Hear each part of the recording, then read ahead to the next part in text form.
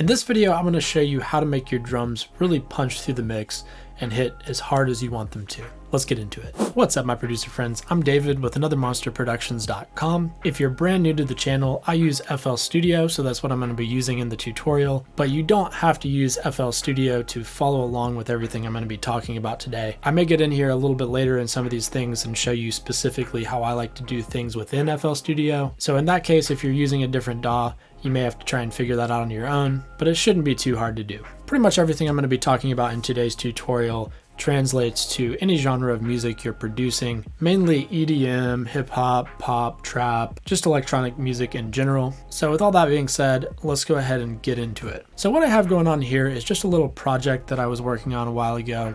It's sort of an R&B poppy little beat that I made, and I'm just going to use this beat to illustrate some of the things I want to talk about in today's tutorial. So let's go ahead and take a listen to this beat real quick. I'm just going to play it where the beat drops, and we'll go from there.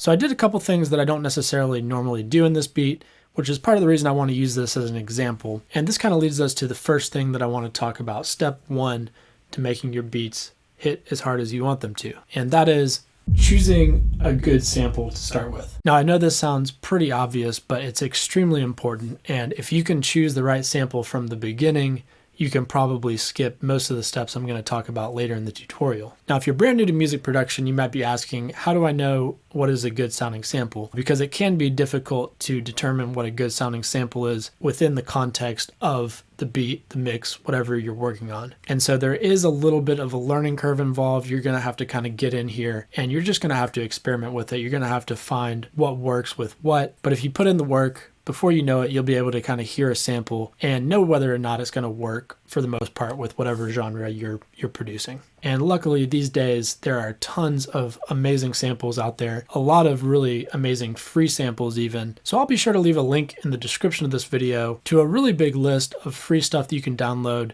It's more than just samples, but there's a sample section in there too. So check that out if you're interested. So let's talk about the kick in this particular beat. So the sample that I chose was a cymatic sample, which sounds like this. And that's a pretty nice, punchy sounding kick. And by itself, it sounds really good. But when I got in here and started actually producing the track, let's go ahead and listen to it with the entire track.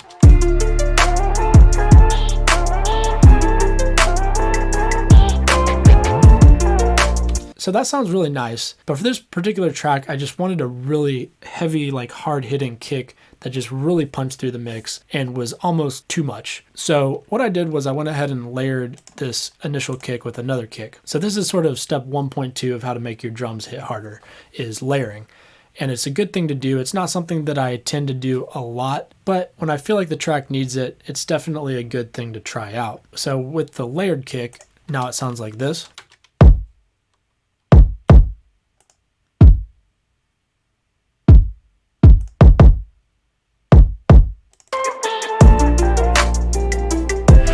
So as you can hear, obviously just really makes that kick punch through so much harder in the mix. By the way, this is a kick from my sample pack. It's called Monster Samples 2020 Trap Edition. It's on my website if you guys want to get that. I'll be sure to leave a link in the description for you. But basically what I did was this kick here, the cymatics one, has that nice, super like beefy bottom. So I just wanted to layer like a top end crunch on it. So that's what this is here. I basically took an EQ and I cut out all the frequencies. I did a high pass filter here.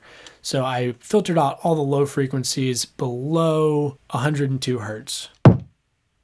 And so then I just leveled these two kicks to a place where I felt like they were sitting well together. So they sound like one kick.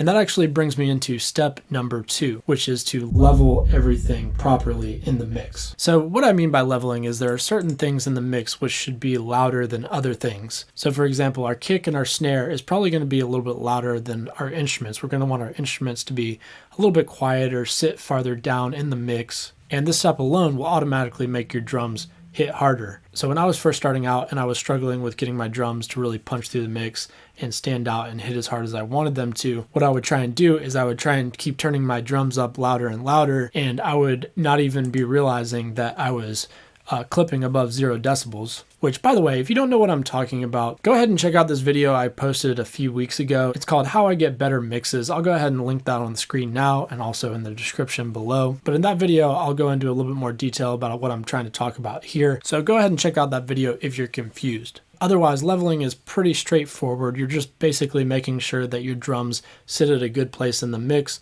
where they're punching through where you want them to. So let's move on to step number 3, which is sidechaining.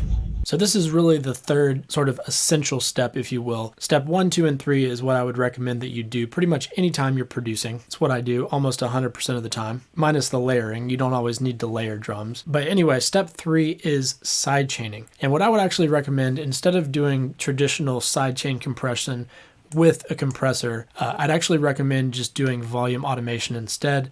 And the reason for this is it's quicker, and it also allows you to get even more surgical. And instead of relying on a compressor to kick in when the kick hits, which is still going to be just a little bit after the kick, we can actually get in here and make this happen directly when the kick hits or even before the kick hits, so that we're really getting that kick sample to punch through the mix the way we want it to. Now, I do this almost 100% of the time anytime I'm doing a kick. Depending on the genre, sometimes I'll do it for snares as well. So kick and snare or clap, whatever. And at the very least, I'm going to do this with the sub or the 808 and the kick.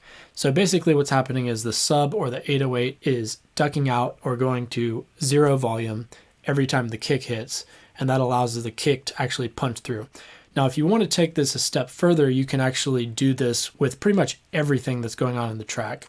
So I could do this with all my instruments and then have the kick really punch through the mix. And that really depends on genre too. If you're producing EDM, then a lot of times this is going to be pretty standard. You're going to have almost everything cut out when the kick hits and just punch you super hard. But for something like what I'm producing right now, it may be a little bit more subtle, kind of like what I have going on here. So all I have going on in this beat is the sub cutting out every time the kick hits. And here, let me just go ahead and play just the sub so you can hear what's happening here.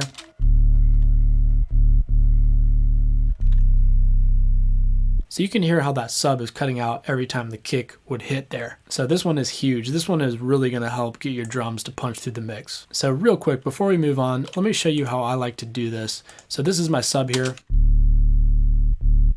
And what I'll do is I'll route it to a free mixer track and then add a fruity balance on it. And then I'll use the fruity balance, just the volume knob, and I'll right click it and I'll click automation clip, which is what you see here. That's this little automation clip here. So then I'll create the automation clip and I'll bring this up by the kick, and then I'll shape this automation clip here to be the exact shape of this kick. So I have a lot of flexibility over exactly how that sub is ducking out when the kick hits. So like I said before, if you do these first 3 steps, you're going to have a ton more control over your drums and how hard you want them to hit through your mix. But let's keep going. I've got another step for you. So this is step number 4, and this is adding saturation or distortion. Now, a lot of times when you grab your kick sample in step 1, it's already going to have saturation or distortion on it. So it's already going to have gone through this process that I'm going to be talking about. And this is the process where there's a lot of tutorials out there where it's like the secret to making your drums hit hard, and then they'll use a soft clipper and they'll slam the volume up of the kick really loud into the soft clipper. And what that's doing is actually creating saturation / distortion. So the harder you go into the soft clipper, the more saturation or distortion you're getting. And so if you're doing it this way, it's totally fine, but you could also just add a saturator plugin or a distortion plugin. If you're using FL Studio, one distortion that I like to use a lot, I'm just going to route this to a free mixer track, and we're going to add some distortion on it. I use the Fruity Fast Distortion. There's also a new plugin if you're updated to the most recent version of FL Studio, this plugin called Destructor. This has a distortion built into it, and you can get rid of these other modules and just have the distortion, and then we have tons of different types of distortion on here. So we have the soft clipper built in, fast distortion built in, blood overdrive, harmor, all sorts of harmor preset distortions, wave folder, aperture, a couple other new distortions that are new to this plugin. So that can be a really cool thing to mess with too. But let's say that we brought in a Fruity Fast Distortion, and we can just sort of take a listen to this here. Let's hear it before the distortion. And here, let me go ahead and get span loaded up here just so you can get a visual of what's happening within the frequencies. So you can see and hear what's happening here. We're adding a bunch of harmonics onto the sound. And what's happening is we're getting a lot more frequency content up here in this area. So that amount of distortion is probably a bit too much, but I can bring this down a little bit.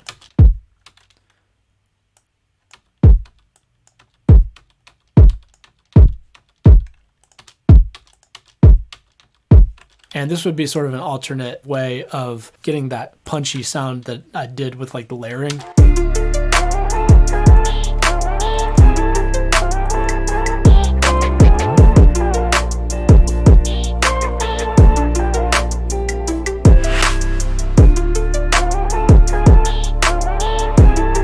So you can kind of hear that. It's a pretty similar sound to if I were to take this off and then add these two together.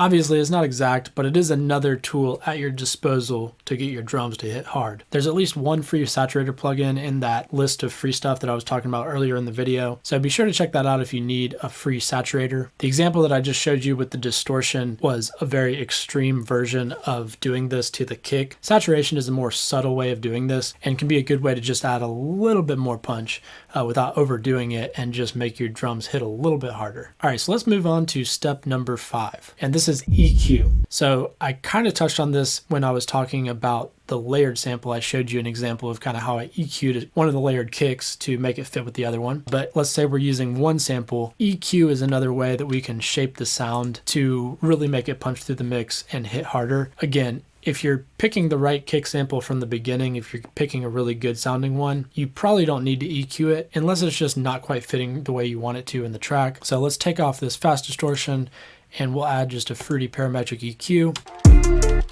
And another thing I could do is just, I don't know, let's just go crazy and boost all these frequencies here.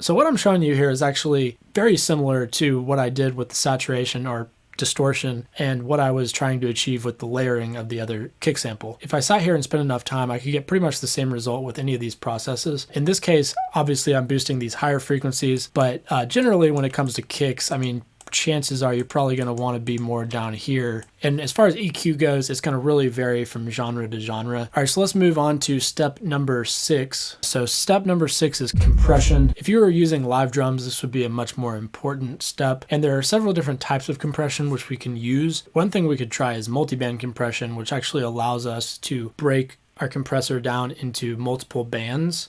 And then we could use it almost like an EQ, where we're boosting certain frequencies or compressing frequencies in a certain way to make the kick sound a little bit different. If we were to take just a normal compressor, since I'm on FL Studio, I'm just going to grab our Fruity limiter, which has a compressor built into it if we go into our compressor tab here. And then we have to bring the threshold down before any compression can start to happen. So I'll bring it down to where my kick's peaking, which is probably about, we'll go like negative 17 decibels. So then I need to bring up the ratio a little bit to actually start getting some compression. So we'll just go 3:1 here. And you can start to see a little bit of compression happening there. Now, if I mess with the attack and release here, I can really change the way that the kick sounds. So this particular sample, let's zoom in on the waveform here. So we have a very already sort of compressed kick, and there's not a whole lot of like initial transient hit, which is part of the reason why we have such a nice thump. Now I can actually mess with the attack and decay settings and completely change sort of the shape of this kick. So I could, for example, have the attack slow and the release kind of fast. Let's go ahead and get a little bit more. So that's going to give it more of an initial transient hit and less of a punch throughout. You can kind of hear that, and you can see what's happening here on the shape.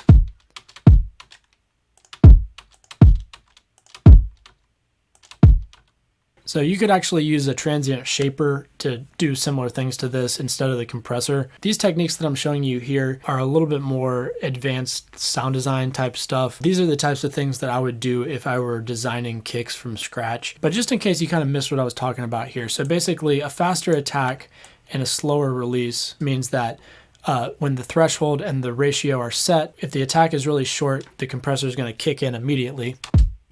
So you can see what's happening there. So we're actually getting compression of pretty much the entire kick. So then if I bring the attack longer, you can see it's basically compressing the second half of the kick. So you can see this waveform has a more of an initial hit transient, and then boom, it's going down. Kind of a cool tool that you can use to shape your kicks and snares and drum sounds. So on the opposite end of this, if we have a kick that has a really strong transient, which again, the transient is the initial hit. I did a video on compression a while ago, which if you're not really familiar with compression, go check that video out. I'll be sure to leave a link in the description of the video and pop up on the screen now, and that'll explain things a little bit better. But basically, let's say we have a kick that has an initial transient. So if I compressed it basically the opposite way of what I was showing you, where I had a really fast attack cutting off that transient and then kind of a slower release holding it out, I could create a kick that looked a little bit more like this and was a little bit punchier and punched through. And in the process, I can actually bring down the transient, which is going to be approaching the ceiling. And I can actually get the sample overall to be louder without it peaking as high decibel wise. So if you have those really transient heavy drums, then compression and limiting can be a great way for you to make them actually sound louder while bringing the actual peak level down. So I hope that makes sense. Like I said, if you're confused about compression, definitely go check out that video that I was talking about. I wanted this video to be a complete guide of all the things that you can do to really make your drums hit hard, but I didn't want to go into so much detail that this video was super long. So I hope that I went into enough detail in this tutorial where you were able to kind of get your toes wet in some of these concepts and figure out all these different things you can do to really make your drums hit hard, while at the same time not drawing this out too long. Thanks for watching the video, guys. If you liked it, be sure to hit the like button. If you're new to the channel, consider subscribing. Don't forget to hit the bell notification. That's going to let you know anytime I release videos in the future. Right now I'm doing tutorials about once a week, and those usually come out on Friday or Saturday, so keep an eye out for that. If you have any questions about anything or tutorial requests, feel free to hit me up on Instagram at anothermonster1. Also, if you feel like you're really struggling with music production, sound design, anything in between, and you feel like you just need a little bit of extra help, I am doing one-on-one private lessons, which you can sign up for on my website at anothermonsterproductions.com. I'll be sure to leave a link in the description of this video if you guys want to sign up for that. And while you're there, be sure to take advantage of the free stuff I'm giving away in the description of this video as well. I've got a sample pack and an ebook, which you can download for free. You just need to enter your email address and I'll send that stuff over to you. And as always, I will see you in the next video.